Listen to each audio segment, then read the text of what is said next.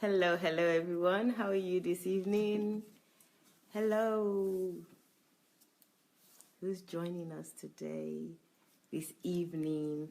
Hello from Ukraine. How are you? How is your Wednesday going? Hope it's going well as mine. Hello, Rochelle. Yay! How are you? Chinwei, good evening.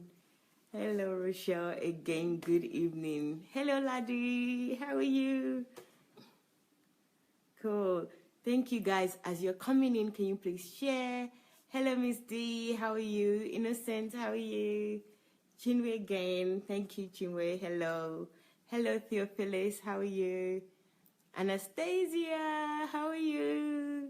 Reformer, good evening. Good evening, everyone. As you're coming in, can you please share? Thank you very much for sharing. Omonike, good evening. How are you? Mufel Lola, good evening. Good evening. Thank you for sharing, Shinwei. Thank you. Ezinwe, thank you. Good evening. Anuojo, how are you? I hope you're okay. Thank you very much, everyone. Good evening. Good evening. Thanks for sharing. I can see some people are sharing. Thank you. Thank you. Laddie, I can see what you're writing. V-blog, welcome. Thank you. Omonike, good evening. Omonike said, hello, Pastor Sandey. Adeyeye, good evening. Adeyeye said, hello, Daddy. Okay, well done. Hello, everybody. I'm here. Yay. Thank you. You're welcome. Okay, guys, there you see DSA is in the house, so you can share now. It's not just me. It's not just my pretty face. DSA is here, the person you came to listen to. So please share. Thank you very much, Joyce. I appreciate it. Solomon, good evening. Good evening, everybody. Please share as we're coming in. Thank you, Oriyomi. Good evening. Good evening. Adeyeye says, happy birthday, Daddy.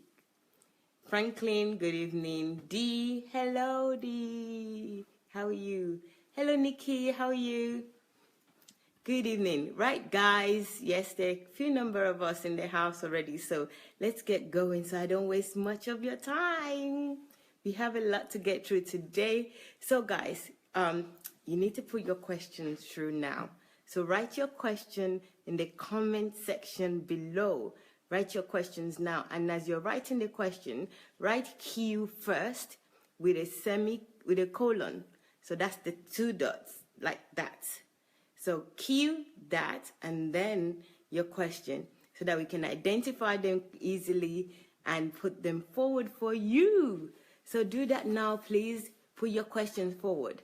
So today, let me just recap the last part of last night.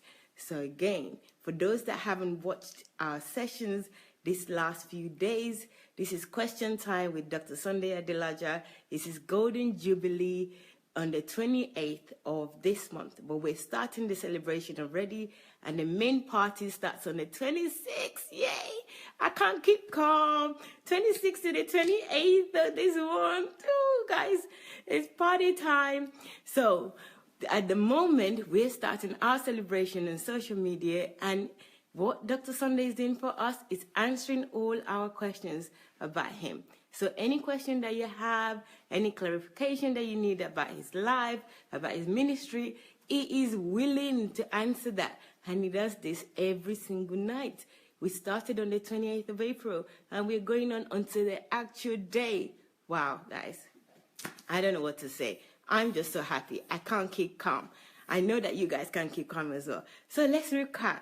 Last night, we finished with a question with a gentleman that asked that he's having challenges with his wife that's always against everything that DSA says. So I wasn't expecting any particularly wow answer from that. I wasn't expecting it. I don't know why, because knowing DSA, I should have known better. And he gave such a wow answer. You know, in his answer, there's so much liberation. You know, he said, why should your wife like me? Why should your wife says good things about me or agree with you? She has free will. God gave us free will. The only way that you be an example to her, whatever you do. He gave all this assertion that it was so good that I just had my mouth open like this. I wasn't really expecting that. And I don't know again why not, but these answers were just so humbling for me, from him saying, even though somebody doesn't like me, so what if they don't like me? You show them a good example.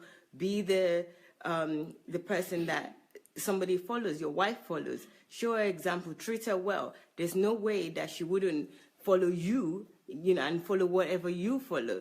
It was such a great answer that, we finished yesterday. We were all clapping because it was, wow. So that was yesterday. A lot of questions were asked and answered, but that was the last part of it. And I don't want to recap everything because I want us to get on with asking and answering more questions from DSA. So let's go. Without further ado, let's go. Sir, say something while I look at the questions. Questions. Yes. So just Okay, the camera is on you, sir. Nothing to say. It cannot be on me because I'm not talking right now. Okay, guys, look at me. Hello.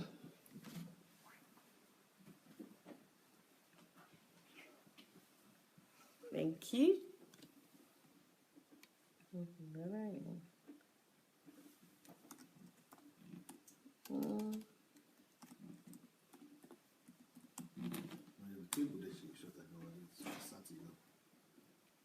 Okay, the first question today is about politics. Ha! Okay, it says, could you have contested an elected position in Ukraine since you were and are still interested in politics revolution in the country? Political revolution in the country. So let me repeat. Could you have contested an elected position in Ukraine since you were and are still interested in political revolution in the country?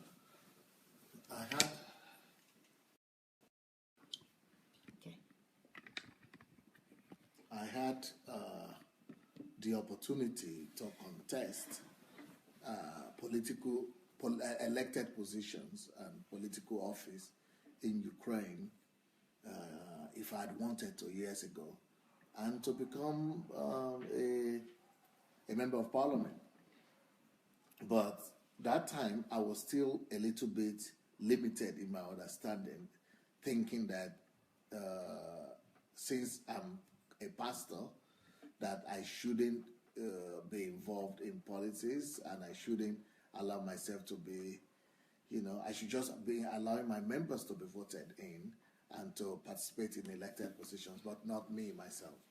But today, especially seeing all the troubles and all the persecutions and the attacks and the victimization that I had to go through all these years in Ukraine here, I have now.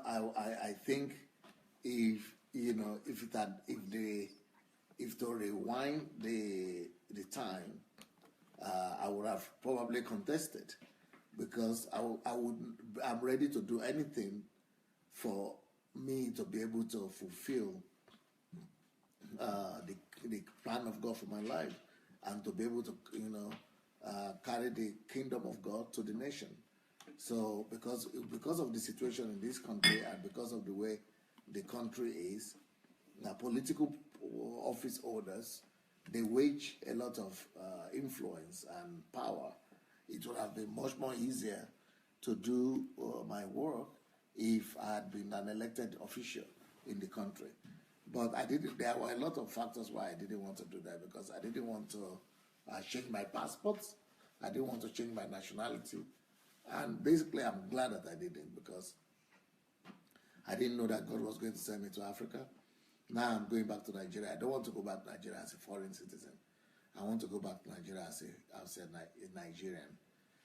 And I still don't want to be elected, but be an elected official, not in Ukraine, not in Nigeria, not anywhere. The only reason why I would have considered that in Ukraine would have been if that is the only way for me to be able to keep on fulfilling God's position, God's call upon my life. If the call of God upon my life could be hindered otherwise, then I could consider political office. Otherwise, I still don't want to consider political office, because I think that it's a demotion for me, especially if nothing is stopping me and hindering me from preaching the gospel. But if there's going to be limitation politically, then you have to contest a political office to be able to overcome that. But if there is no limitation politically, then I will just continue to serve God without any contesting any elected office. So the only reason why I might consider that will only be if that's the only way I will be able to, keep on doing what I need to do to fulfill the plan of God for my life. Thank you, sir. Thank you, sir. A political question answered. The dual nationality, sir, they don't do dual nationality in this country? Okay, the answer is he shook his head, so you can see he shook his head.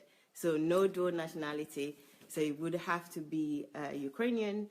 That was interesting. And also, I found something interesting. I don't know if you guys do as well from the explanation. Not that I haven't heard Dr. Sandei always admitting to how he was, or what he didn't know, or his understanding before. Being able to admit now that he didn't know better about politics, and now he does. So he would have, and he gave a really compelling reason, and that's really interesting. I'm not that keen on politics, but it's not about me. So hey, it's about DSA, right? Should I move on with another question? Sir, please, sir, where is the location of your church in Nigeria? Yes, I can answer that. He doesn't have a church in Nigeria at all. That's the answer. Simple as that. No church in Nigeria. Okay. There's one question. It says, if a Christian is illegal in a country, can he do a fake marriage just to solve a situation if it's the alternative he has in that country? It's not about you, but I like the, I think it's Yeah, we have to let people know that this question and answer session we are doing is not about any question. That is what we do at Ask Pastor Sandei. That's a different program. But what we are doing this whole month is a marathon about the birthday of Pastor Sandei Adelaja, and all questions are questions that relate to him and are pertaining to him. So the question of marrying a Christian marrying somebody, a fake marriage, that is deception. That is using deception to get your stay. Anything that is built on deception would not last. It's going to backfire. So, that would be wrong. That would be a wrong thing to do, But that shouldn't be. It should not be condoned by any means. Thank you, sir. Hi guys, I know I said you can ask any question, but any question to Dr. Sandei about his life, about his ministry, about the last 50 years of his life. So please bring on your questions. Please bring it on. But I'm glad I answered that question, because a lot of people do it, as we know, and he's answered. Give a clear, straightforward answer. So thank you, sir. This one is, how do you keep up with the constant focus and zeal for up to 12 hours a day, even at 50 years of age? Do you have a down period? don't know what you mean by down period. How do I focus? Yeah. First of all, I practice solitude. And anytime that I feel that I'm tired, I need to refresh or I need to renew my energy, I go to solitude. And there I can sleep, and there I can rest, and there I can pray, there I can fast and renew my energy that way. But to work every day for 12 hours is not a big deal. If I'm tired, I go and get a nap or a sleep, and I keep on going. So for me, I don't know why that should be difficult for anybody. It's not difficult for me. It's just a normal thing to do, not just for me, but I think maybe my story probably helped because my biography that I've been telling you about and tells you that I've been working like this since I was very young, and so I think it's a skill, a habit that has been developed, and 12 hours is small. 12 to 18 hours a day is what I work, is how I work. So thank God for that.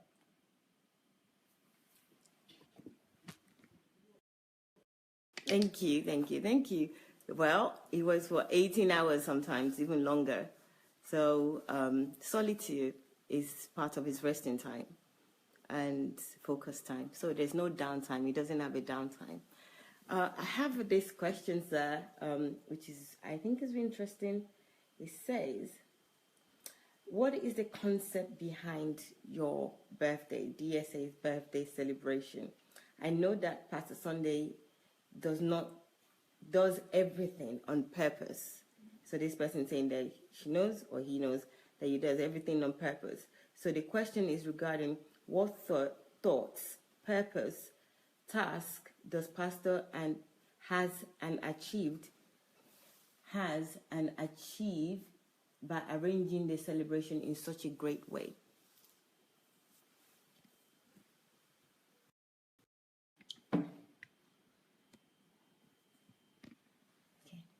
First of all, I'm not the brain behind most of the things that is happening around my birthday.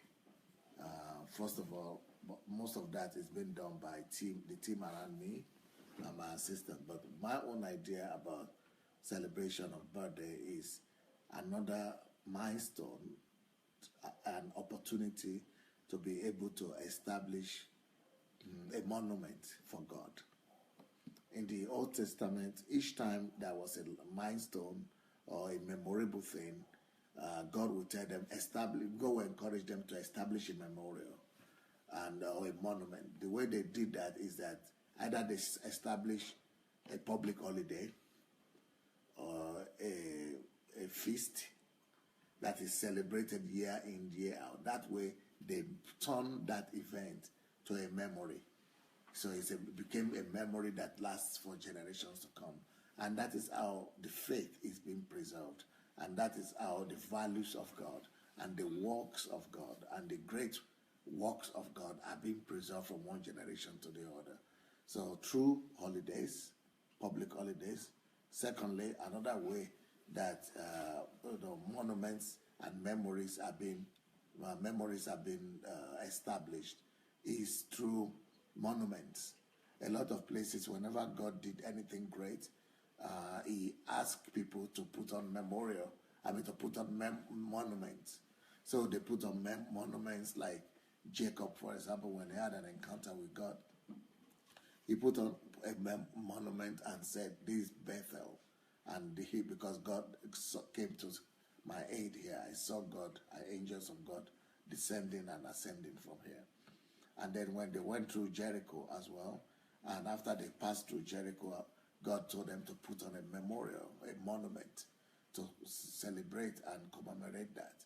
So these are events that are supposed to, events and activities that are supposed to immortalize what God is doing or what God has done.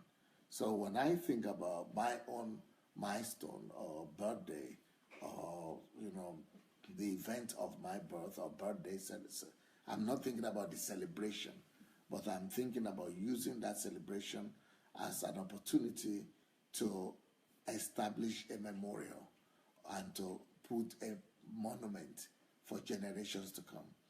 Or it's an opportunity also to build a platform from which the works of God and the glory of God could be broadcasted and could be magnified and announced to the world and to the people who have not had the opportunity to hear about it. For example, right now, I know that DSA family are putting some maybe testimonies or stories out every day for all this year or all this month. It's really a good thing to even do it the whole year. For example, taking all my teachings every day, putting out all the teachings. So on the occasion of the birthday, so we are going back, for example, to all the teachings of Pastor Sandey and put them every day. When you are putting out all the teachings of Pastor Sandey every day, people who didn't have an opportunity to see it, now they will be able to run into it because you are bringing them out and posting them on your pages and everywhere. So instead of it to just be on YouTube, people will not run into it on YouTube, will be able to run into it on Facebook now. So that is one way, God's work is being magnified even the more. Another thing is when people are talking about what God has done to them through Pastor Sandey, is also glorifying the works of God and also giving hope to other people who are going to be watching, for them to know that they also have a chance, and that just like God is using Pastor Sandey, God will use them, and also what God has done through Pastor Sandey to other people, that they could also be a partaker of that God could also do that to them as well. And so it's and like, for example, I said what I'm personally going to do for this birthday as my own celebration of this birthday is my availability to answer questions on daily basis. Can you imagine if not because of my birthday, I wouldn't have been coming on twice a day to answer questions and to also speak of the testimonies of what God has done in Ukraine. So thanks to the birthday, all the people, the new people who are 2 hours ago, we had people from Ukraine who are telling their stories of how God has changed their lives. You would never have known of all those glorious works that God has done in the lives of these Ukrainians if not because of the birthday. So birthday is an opportunity, not even about Pastor Sandey, but to proclaim and glorify the works of God, and to open opportunity to other people that what God has done through these other people or to these other people, He will do to them and through them as well. Another thing is that I'm coming right now every 9 o'clock, even though I'm always busy the whole day, and today is going to the end of the day, and you see my voice, I'm talking so many times. Despite that, I'm coming to answer all these questions. Even this question that I'm answering right now, if not because of birthday, you wouldn't have been learning all these things you are learning. So all these things are happening as a way. Birthday is already being a blessing. It's already being magnified. God is already being glorified, even long before the birthday comes. So it's not about the day. It's about the whole event that is all glorifying God and making heaven and earth to rejoice towards that day and after that day. And also to me, birthday is all very strategic. But personally, my own birthday celebration is to write and publish 50 new books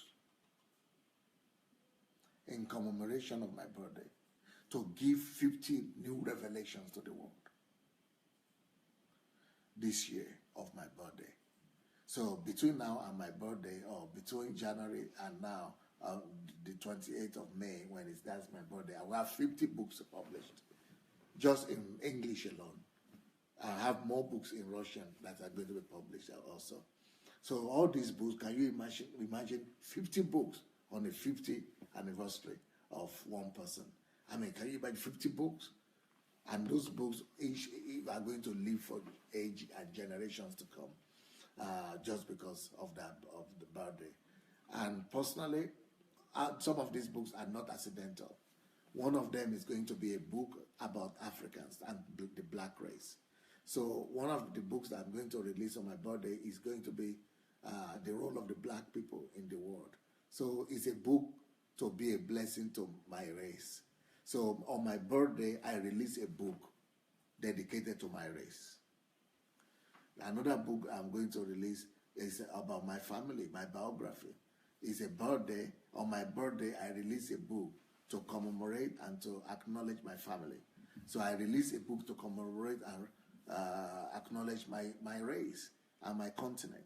And I'm also going to release another book to commemorate and appreciate and thank the country that gave birth to me. So I'm releasing a book to commemorate to congratulate and to compliment my country. So there's going to be a book to compliment my family. There's going to be a book to compliment my country. There's going to be a book to compliment my continent. There's going to be a book to compliment my race. And there's going to be a book to complement the world. So everything is done strategically.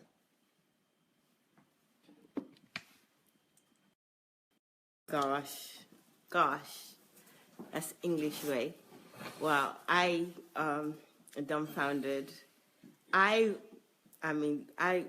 Party is not for me a purpose, and I've heard something new today, and it's really interesting. Everything that the essay does is to glorify God, and I thank the person that asked this question, because it's such a question that, for me, the party, all I'm looking for, look at me saying, keep calm, there's a party, 26 to the 28th. And he has purpose. I know that he's releasing books. I know that most of the things that he does is strategic. Dr. Sandey does is strategic and also is purposeful. But the way he's just explained it to me, it's got me thinking that, wow, everything that we do have to have purpose. And his purpose as well as significant. He's releasing books to signify everything that is important to him. The country was raised, I think he mentioned family as well that raised him, blacks, so many things, like 5 different things.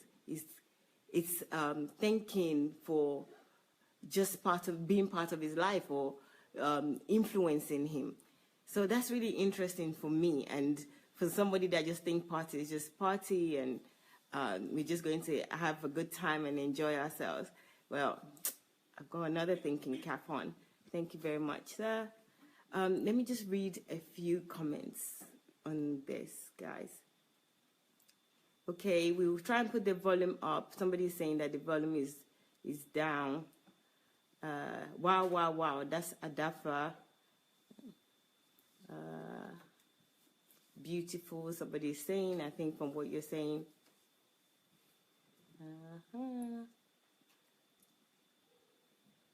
Fumi said, it's an exceptional milestone for you, sir. I wish you more fulfilled years in the center of his will. I pray you will finish strong. Happy birthday, sir.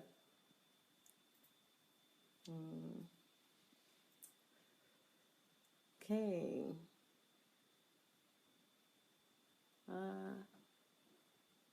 There's one question about Nigeria. I don't know if we've got it, but we're trying. Okay. So let's continue. Thank you guys for bringing on your questions. Please share. Start sharing now, please. Thank you. So this question says, DSA, please, with all the programs you do, how do you keep up with your family, your son especially? Unfortunately, my son is not in Ukraine right now. My son is, I said, fortunately or unfortunately, my son is not in Ukraine right now. My son is back in school. He's in another country studying. And so he's out of the country. But the most important thing when it comes to my children is not, is about the strategy that was put in place to contribute to their lives. And I spent years intentionally and strategically investing in the children. The people who listen to my series on parenting will remember all the principles that were put in place about raising up children and about parenting and about the role of a father and a mother in the house. And I explained everything many times, and I've brought even my children to the show, to the live show many times before. So the person who is asking this question, I will encourage you to go to my blog, SandeiAdelajablog.com, and /video, or go to YouTube, and Sandei Adelaja Official is called, and look for the playlist, and you will see some of the teachings on the family, on the children, on parenting, and you will even see some of the teachings and some of the times when my children were sharing. Parents was sharing, my son and my daughters were sharing also. So it's a systematic program to work with the children and spend time with them. But not just with the children, but most importantly with my wife. My wife is the most important person in my life, even more important than the children. So every day I try to find time to sit with her, just to be with her and spend time with her.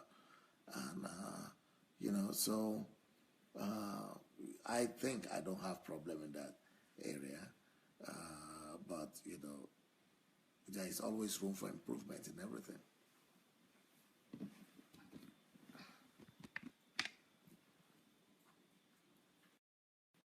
Interesting, sir. Somebody asked about your wife as well. He said that, how do you sustain your relationship with your wife, Pastor Bosse, seeing that you're always busy? How do you carry her along without her feeling neglected? And he answered that even before he saw this. Yeah, he said he would add to it. So hold on, guys. Okay. One thing I can bless God for in my family is that not me, not Pastor Bosse, none of us is now looking at each other as a means of sustenance. One of the greatest joys and fulfillments that I have is that my wife is a personality. Pastor Bosse is, she's matured, and she's not just matured, but she's someone that is independently called as a person. We are two personalities in the family, and every family should have two personalities. We don't have a situation whereby my wife is looking to me to make her happy, or I am looking to her to make her happy. We only complement each other. She knows that our own source of joy and happiness is God, and my own source of joy and happiness is God. It's not one another, it's God.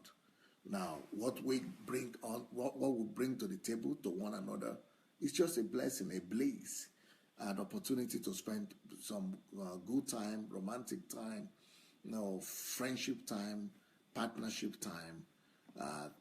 Iron that sharpened iron. That's the kind of situation we have. We are two irons, iron sharpened iron. She doesn't need to depend on me or to look forward to me to make her happy. She is busy. Most of the time, she is busy also. Either she is ministry, she's a pastor herself, and she's training, she's teaching, while I'm busy doing God's work, my wife is also parallel busy doing her own God's work. She's not just stopping all her own work to come and sit beside me and be looking at me in the face, or be waiting for me to finish or for me to make her happy. But we have an agreement that at the end before the beginning of the day, we spend time together. I go to see her, she comes to see me, unless she has to go out early or I have to go up early. Even then, we still go to see each other and spend time together. And then in the evening, after the day's work, I go to see her, she comes to see me, we spend time together. Just two of us without the children right now. In the morning also, just two of us without the children. And, sometimes, and then she spends time with the children, I spend time with the children. We spend time with the children together sometimes. But with my wife more often, even more than we are together with the children. I personally spend more time with her than with the children even these days. So it's about being aware that all of us were called to fulfill God's calling, and every one of us has a calling. My wife has a calling. It doesn't have to be church calling, and it doesn't have to be the same calling. My wife might be having her own calling, and I might be having my own calling. So it doesn't have to be the same calling. It doesn't have to be. We don't have to be doing the same thing, but we have to have the same understanding that we are all serving God. Even if we are serving God in different areas or in different fields, but it's still the same calling in the sense that we are glorifying God, no matter what we are using to do it. So I'm not trying to say that because I'm a pastor, then my wife is to become a pastor, she has to become a pastor. But we are all serving God, even if she has been serving God as a business person, or she has been serving God as and in another area of life. But the bottom line is that we are all servants of God, first of all, before we are husband and wife to each other. We are all obliged to God. We are all, we all own our allegiance to God, first of all, individually, before to each other. So, because of that, my wife is absolutely independent, absolutely free, absolutely confident, absolutely self-fulfilling, absolutely, free, and no complexes at all, no inferiority complex, no, I'm not holding her. Just today, yesterday actually, but I spoke to the lady today. I got a letter from one lady today, and she wanted to seek advice from me. They are both businessmen, both her and the husband. And she was telling me, I'm not comfortable with doing business with my husband, even though we are both businessmen. I don't want us to do a common business together, because each time we do business together, we always lose the business and we come to bankruptcy. Because my husband has his strength in one area, I have my strength in one area, but when we try to do it together as if we are family, some people are using that stereotype to say, okay, because we are husband and wife, then we must do everything together. And even though you cannot, because your personalities are different. So this is what this woman was trying to tell me. The personality of this lady is totally different from the personality of the husband. And even though she knows this, and the husband knows this, each time they try to do something together, they fight or they have quarrel and disagreement. Just like a lot of pastors are having the same problem. I myself am a senior pastor, and I know a lot of pastors and pastors' wives talk to me about the fact that even though they are pastors, but each time they want to do something together in the ministry, they're always having conflict. Because let's say the husband, for example, is the pastor, and the wife also is the assistant pastor, or the wife is trying to help the husband. Sometimes some men are feeling irritated. Some men are feeling that she's coming to disturb, or she's coming to compete with them. There are a lot of men that think that their wives are competition to them, and that they are coming to take their place, or they are feeling threatened by their wives, and vice versa. There are some women also who might be thinking that their husbands are not giving them the freedom and the liberty that they need, and their husband is disturbing them, or is irritating them, or is a limitation to them. So even though they know that they cannot work together, because and I know a lot of ministers, husband and wife, that they say, if when I'm talking as a pastor, the husband says, if I'm talking, I don't want my wife to talk anything or to be there because she's disturbing me, or she's putting me down, or she's not respecting me, and vice versa also. So people know that they cannot flow together in one thing. Let them do their own different thing, it will be good. But to be doing the same thing, that they step on each other's face. And we are all humans, and we have their different personalities. But the fact that we are husband and wife in the family doesn't mean that we have to be partners in business. But unfortunately, the stereotype of our world today is saying that since you are husband and wife, you must be together also as partners in business, or in pastoring, or in ministry. You have to be doing the same thing together. And then they are stepping on each other, knocking heads and fighting, and even more enmity has been created in some cases just because of that. But of course, there are some cases where you are in unity. You can flow together. There is no problem. Thank God for that. But when you feel that you are different and you are having different personalities and you cannot be partners or you cannot be working on the same project, why don't you allow your husband and wife to have different businesses or different projects or different ministries? So that's what I told my sister that wrote to me, and I called her and we spoke together and I told her that why is it that you think, even though you know that working together brings together a collapse and brings together disagreement and strife, why don't you maintain peace by allowing your husband to do his own business, leave him leave him, and then you know that you have your own ideas too, and you have your own strength. Build your own business to support each other. Bring your advice when it needs you only. And when she needs, you need him also. You could ask for his own advice too. But don't just feel that you must, because what will people think? That we're husband and wife and we're having two businesses differently, or how would that look like?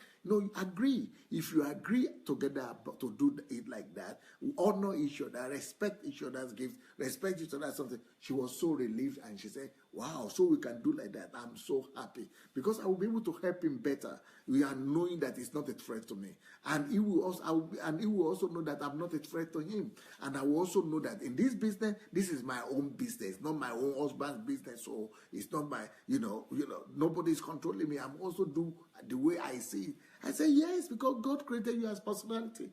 So I used my family as an example to her. And I said, look, my own family, even though I and my wife were both pastors in the Embassy of God Church, but nobody steps on anybody's. In fact, we are running two different ministries right now. But my wife is the pastor of the Embassy of God Church, Central Church. I am the founder of the church and the senior pastor. We don't even cross. Almost we don't cross, even though the same church. But she is the one totally in charge of the churches she is running. The English church, the Central Church, she is in charge. And that's our own sphere of work. And I am the senior pastor of not just those churches, but all the churches of the Embassy of God, all the movement. But still, I am not running a local church. She is the one running the local church. So I don't even find out how many people came to church today, how many offering you got today, what is the money, I'm not putting my nose in. She is the CEO, she is the senior pastor, she is in charge, she is totally free to be herself. These are her leaders, these are her members, these are people that she is investing her time into, so a woman needs that kind of liberty. A woman needs that kind of confidence. A woman needs that kind of support. A woman needs that kind of trust to know that the husband has totally and completely trusted in her and has yielded, has started the ministry for her, or has started the business for her, or has started the work and is going to have all the support. My wife has all my support and she knows it. And she still recognizes me and honors me, not just as a husband, but as a senior pastor of the Embassy of God, even though I'm not interfering in her own ministry and in what she's doing. But when the matter comes to the Embassy of God at large, she knows that I have my own role to play as well. And, I honor her, that freedom, that liberty for her to be all she could be. I don't think there's anything that could replace it. But if I just put her down, I say, okay, you are just my wife, we are pastor's wife, and then you are just assisting me. You are just, what do they say that? God give him a helper. So you are just a helper. So you are just, like a handbag or something. No, helper doesn't mean that she doesn't have her own calling.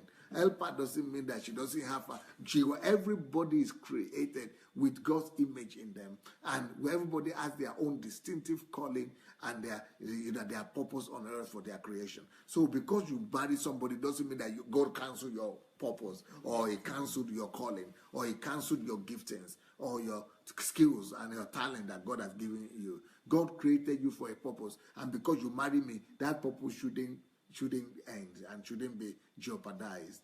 And so, but I should still recognize that purpose. I should still recognize that you are a human being created by God, that was known by God in your mother's womb, even before you were created. And while you are still in that mother's womb, he had called you and given you a purpose and a destiny to fulfill here on earth. The fact that I married you doesn't mean that you have to now, resign or sign off of that, calling and purpose that God has placed in you before you even knew you were a woman that you could marry yourself.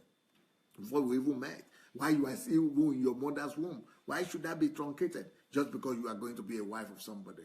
So I think the liberty to be oneself, both husband and wife, is key to to being a Christian in general. Thank you, sir.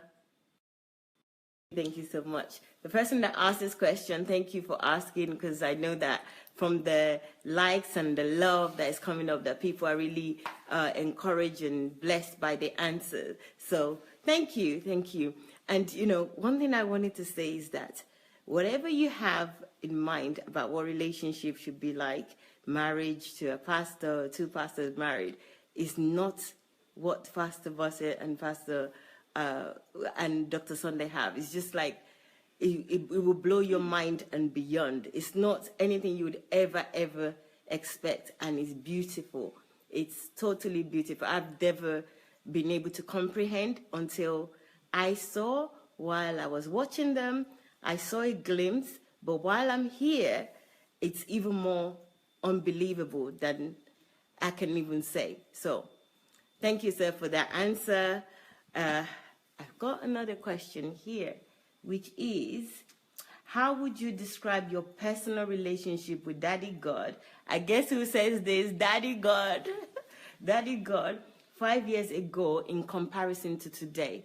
And I think this was because, 5 years ago was when you started HMT. I'm just guessing. It's not written here. But I have an idea who Daddy God is. How will what? The question is, how would you describe your personal relationship with Daddy God 5 years ago in comparison to 5 years ago, 10 years ago? Just I would say I was basing my relationship with God more on restraints and principles, and all of us need that. So I would say, for example, that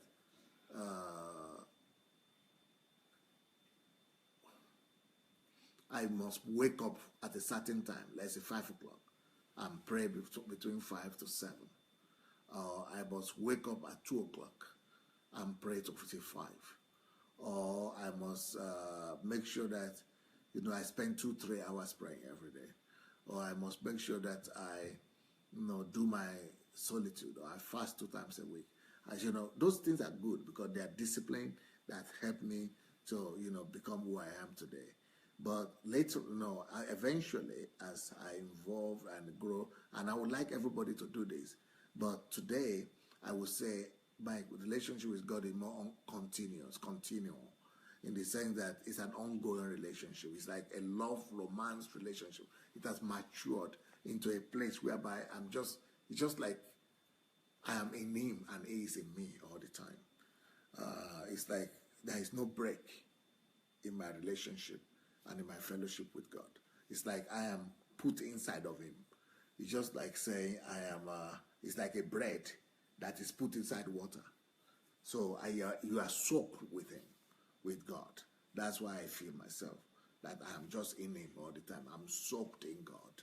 And it's more like ongoing friendship, love relationship with the Father.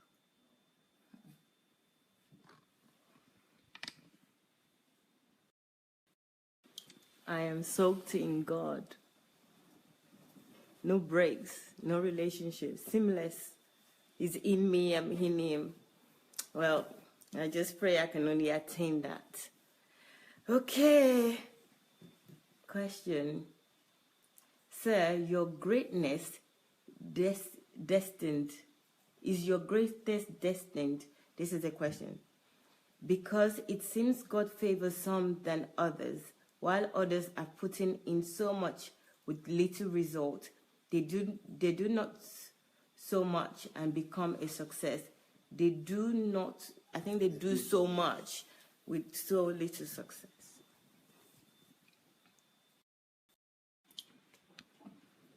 So is greatness connected to predestination?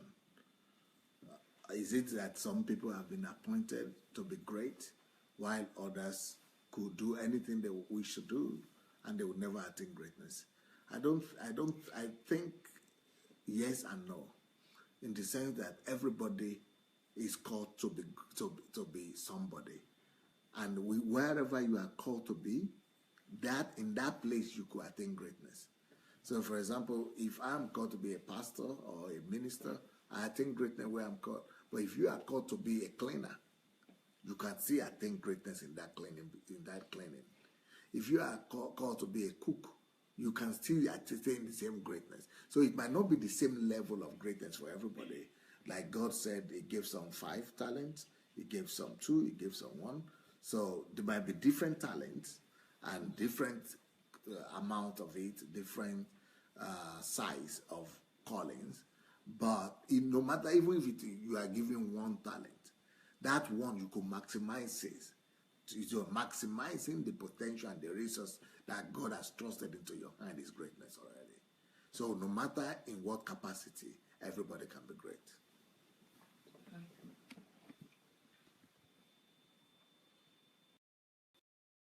Now, greatness is possible for everybody if you're in your purpose, in your capacity. So, learn to find out what that is. A good book to do that is Who Am I? Why Am I Here? That's my favorite book by Dr. Sandey. It's available on Kindle and it's also available in paperback. So check it out. Who Am I? Why Am I Here? Would help you to identify your purpose so that you can be great. Okay? All right. Done. Next question is, this particular has bothered my mind. Yes, DSA is a band of God I have come to discover in the last 2 months. But my question is, can DSA tell us why he has never taught people how to pray or talk about the salvation of the soul of men and the coming of Jesus?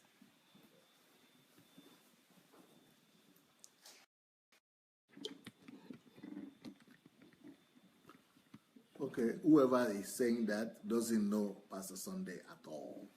At all. He did say 2 months. Yeah, even if it's 2 months is enough to know more than the person is saying. If the person is really curious and wants to know about Pastor Sandey, 2 months is too much for him to know. So first of all, he said, I don't talk about I don't teach people, I don't ever teach people how to pray. I wonder if the person who is talking right now has any understanding of prayer in comparison to Pastor Sandey. Don't use your mouth to sin, and don't ever affirm things that you don't know. You go and ask anybody. Maybe you could even ask somebody right now. Maybe there is somebody who has been to Ukraine and has witnessed what prayers looks like in Ukraine, the Embassy of God Church, or how people pray in the Embassy of God Church, or who has seen Pastor Sandey pray before. You will be shocked. And you said, I've not taught people how to pray? Okay, go to my blog right now, SandeyAdelajablog.com, audio messages, audio or something is called, audio messages. There are over 200 messages that are teaching people on how to pray, how to see God, all kind of prayer, all kind of teachings on that. I have books on prayer. I have, The Mighty Warrior is a book. Go to Amazon, you'll find it on prayers. I have teachings, a whole series on prayers here on my YouTube, Sandey Adelaja Official. A whole series on prayer, about over 30 hours or 50 hours of teaching on prayer. So for you to say, I've never taught people to pray, don't sin against God with your mouth. If you don't even know what the definition of prayer compared to what Pastor Sandey knows about prayer. I take away 1 week, every month, lock myself alone to be with God, just praying and spending time with God. Every single month. What do you know about prayer? This person who is talking. I don't even know that you're a pastor. I don't know. I don't want to sin against your pastor or anybody who has taught you about prayer. I'm not sure any one of them has even witnessed the kind of prayer that Pastor Sandey has involved himself in. For 15 years non-stop, this person you said doesn't know how to pray, doesn't teach people to pray. I non-stop, I would take 1 week off of every month and spend 14 to 18 hours just praying every day for 7 days in a month. For 15 years non-stop. I'm not sure that your pastor or you or anybody you would know have ever known that's ever done that before. More than that, people practice that everywhere here in Ukraine because they have been taught by this person who said never teaches anybody to pray. If you have never seen me pray, go to YouTube. In fact, if you go to my YouTube, just go and say Sandey Adelaja prays in tongues. Just put that on YouTube. You put the link. And, just put that the link. You see Pastor Sandey, go and see how Pastor Sandey prays. So that's the first question you ask. The second question you ask is that why is it that Pastor Sandey never teaches people about salvation and never talks about salvation? I'm even embarrassed and ashamed of, not for myself, but for the person who is asking this question. How could I have built the biggest church in Europe without talking to people about salvation? So who came? All these people you see who are coming to testify, they are not saved, eh? How did they get saved if I never teach people about salvation? Your pastor, has he built a church like I've built? Any Nigerian or any African or any, other person, who is the person in Europe who has built the kind of church that I've built? A whole nation is shaking because of Pastor Sandey, and I've not talked about salvation.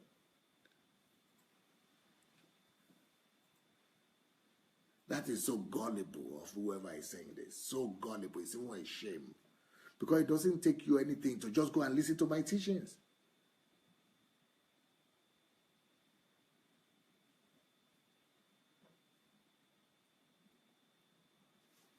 Maybe what you are trying to say is, why is it that I'm not praying the prayer of salvation during each one of my live broadcasts or my teachings, live teachings, Facebook teachings that I did or I am doing that you have been watching the last 2 months? That is another work. That is another question altogether. Because I am an informed man and I'm a conscious person. I'm conscious of the fact that this is an open platform when it comes to Facebook. And when it's Facebook, I don't want to come across as religious. I don't want to come, this is Facebook. Facebook is anybody could just come in. And since I'm not assuming that only Christians are coming to watch me, I'm not assuming that I'm talking just to Christians. I'm assuming that I'm talking to the whole world. So I am giving them general truth. I am not acting as a pastor all the time right now. I'm acting as a carrier of God, but not as a pastor only. I'm a carrier of God's truth and principles. So, people there are atheists listening to me. There are Muslims listening to me. So I'm not coming out as a religious person. That is the beginning. But by the time they listen to me enough, by the time they keep on following me, they will discover God.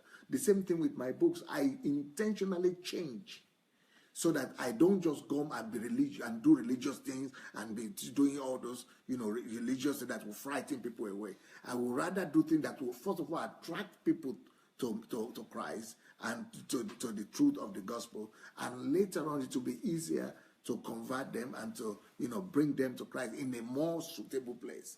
There is a place. The Bible says there is time for everything and there is season for everything. There is time and place for everything. So the place and time right now is not the place where I should be coming to do religious, things on this. This is not the time. Sometimes I do that when I feel late, but I allow the Holy Spirit to lead me. Sometimes I pray here, sometimes I don't pray. Sometimes I pray for people's needs, sometimes I don't pray. I allow the Holy Spirit, but most of the time I try to avoid that. I'm avoiding it intentionally because here I'm not here as a pastor. I am here as a friend of God. as a revealer of God, as God carrier, but not with religious, embodiment. I'm avoiding that intentionally so that I will be able to present the truth of God and let that truth speak for itself. So just like Jesus was not always coming across as a religious person. Jesus was coming across more as a rabbi, as a teacher, as a revelator, as a revealer of God. He was not always coming to begin to pray everywhere. No, he was always teaching. And you would never see Jesus calling people to do prayer of salvation unless they had needs. So he would just go and heal them. It's not time to pray. But when it's time to pray, he goes to the mountain and goes there and spend the whole night with God praying. That is time to pray. That's exactly what I have understood. There is time to pray. When it's time to pray, I go and face prayer. But Jesus will pray alone, separately. He said, when you want to pray, go to your room, close the door, and your Father who is in secret will see you in secret. But when you come to the public, that was what Jesus did. He revealed the truth. He was always revealing the truth and grace. He was always proclaiming principles. That is what I'm doing. But when it's time to, when Jesus saw the needs of people, he just ministered to them and healed them or delivered them and just meet the needs. He's not doing prayer meeting. So when he wants to do prayer meeting, he takes his disciples away or alone to do prayer meetings. So there are public squares when things that are supposed to be done is to enlighten the people. But when it is time for prayer, then he goes to do that. So that's what I have come to understand. The fact that I'm not doing religion, or I'm not practicing Christianity the way you understand it, or the way you are used to doing it, doesn't mean I'm wrong. It just means that it's something new to you. And it doesn't mean that the thing that you have come to know is what is right. It just means that you have to learn new things. You have to also discover. And I'm not condemning people who pray on Facebook or who come to do salvation or come to do prayer meetings and deliver. Please let them do what they want to do. Everybody is free, but this is the way God has led me to do my own program here. This is how the wisdom God has given unto me to how to operate. And it's effective as far as I'm concerned. People are getting saved without me ringing the bell. People are getting baptized in the Holy Spirit even without me talking about it. People are getting healed even without me even praying sometimes, because I'm a carrier of God. I'm a God carrier and God revealer. I'm a kingdom establisher. I am establishing and proclaiming the kingdom without being religious about it. Jesus didn't say we should go and do religion. He said, go and teach people those things that I've taught you. Go and make disciples of all nations, teaching them to observe. That is the most important principle. Teaching people to observe all I've taught you. Not to shout hallelujah and dance. Not to do some religious things. But to teach people to observe what he has taught us. It's about principles and the truth of the kingdom. And those are the things that I devote my time to do. So if that is the question you want to ask, that is a different one. But, to say that I don't pray and I don't teach people to pray, why should I be teaching people to pray if you are already doing it or other pastors are already doing it? If other people want to do it, let the people. Why should I be doing the same thing everybody is doing? Well, if everybody is doing the same thing, then who is going to bring this aspect of God that I'm bringing? So if everybody is going to be talking about the Bible, about the teaching of the prayer and all those kind of what I would say elementary, because Hebrews says that we should even grow beyond the basic things, and some of those basic things and some of the things that you are talking about. So why should I remain at the basis when I could move on with God? So let other people be doing that. That is meant for other people. Some people are, they feel their own area to be doing prayer and all that. Let them be doing it. But why should we all be doing the same thing? All of us should be revealing God in a way that God has, given them the opportunity to know. The same thing with salvation. So some people who are busy doing that, that's what they feel they must do. Let them do the way they feel they must do. But why should I be doing everything every other person is doing? No, I want to do what God wants me to do. I want to reveal God the way God has taught me to reveal him. I want to talk about God the way he has taught me to talk about him. I want to manifest God in my own unique way, the way God has manifested himself to me. So I don't need to copy what every other person is doing. Then thirdly, the third thing that you spoke about is that I never talk about the second coming of the Lord Jesus Christ. Are you serious? I have a whole teaching on the kingdom. Go and listen to that series. It's a whole series on the kingdom. If you go to listen to that series, it's there on my YouTube. Sandey Adelaja Official. Go and listen to the kingdom series. It's all about the kingdom, the coming of the Lord Jesus Christ. Occupy till I come.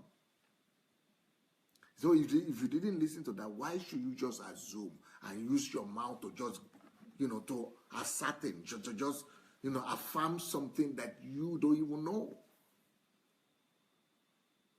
You see, that is one of the problems that people have. We don't give people benefit of a doubt, and we don't do our research before we come to conclusion. It's a pity. Thank you, sir. Thank you, sir. And thanks to the person that asked this question. Thank you. Sir, this person has written back and has said, DSA, my bad. My bad. My bad is my mistake. My mistake. I probably haven't seen much of your teaching on those channels. I could have directed my question wrongly. I think the live broadcast got me to say what I just said about salvation, prayer, and coming of Jesus. Please, I'm sorry. In spite of what I have just said, you have helped me to change my perception about life. Once again, I'm sorry, Daddy. Mabinu, Daddy.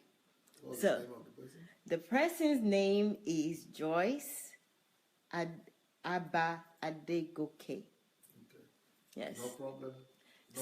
No animosities. Let me, because this. All right. No animosities. Apology taken, or what do you say? Accepted. Apology accepted. It is well. Thank you, Joyce. Thank you, everyone. And for other people that don't know about Dr. Sandey's YouTube channel, is Sandey Adelaja Official. Sandey Adelaja Official, that's on YouTube. And you can also find him on a blog, which is sundayadelajablog.com. And already you're here on Facebook. He also has a Twitter channel, and he has an Instagram channel. So check him out, like his page, follow him. Let's get all together. Thank you so much for joining us this evening. I've enjoyed my time with you. I got a lot of questions, so we covered a lot of ground today. So keep your questions coming. We still have a number of days to go. Yeah, before the party. No, I'm only kidding. Oh yeah, well, I'm still looking forward to a party. So before the 28th, we might actually extend this posting and things that's going on after today's enlightenment on the understanding of purpose and why you're celebrating your birthdays and all sorts that Dr. Sandey spoke about today. So again, guys, thank you so much. I appreciate you. I love you too. Thank you for the love. I'll see you again tomorrow. Have a good day. Have a good evening. And good night from Ukraine. Bye.